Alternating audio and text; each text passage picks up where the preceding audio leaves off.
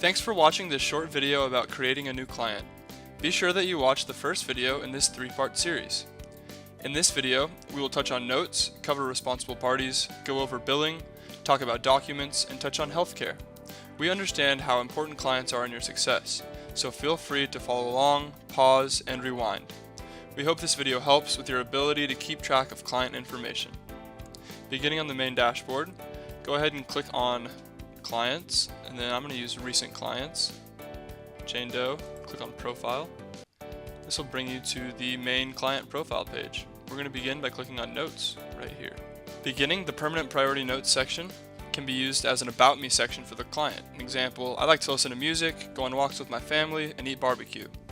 The Related Call Notes and the Related Tag Notes section is usually used as a day-to-day section where you have the ability to tag others.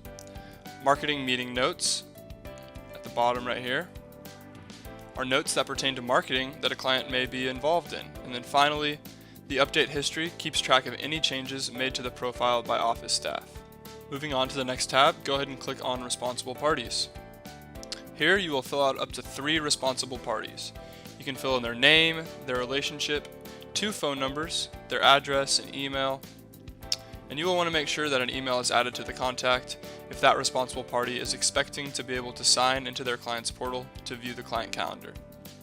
After you input all the necessary information, including email opt-outs, medical decision options, an address, mailing labels, go ahead and remember to click on the Save button in the upper right-hand corner. Next, go ahead and click on the Billing tab. This is what we'll cover. You can go ahead and select the client class, depending on how they will be paying. Fill out the region code according to what you have previously established. You can change the billing/invoice cycle length to determine how often a client will be billed. You can customize the settings in the Max Hours section to cap the number of hours a certain client can receive. You can do that there. Authorizations allow you to specify only certain services as valid for each client. Any other services will result in warnings. You can mark certain services as exempt. That means they will never result in warnings. You can provide specific authorizations for services that will limit the hours the service can be scheduled for during a specific date range. So you can do all that here.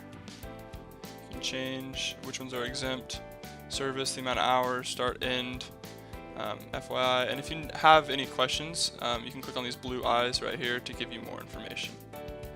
And then you can go ahead and fill out the insurance policy number. And if you decide you would like this information to be displayed on Care Notes, check the box right here.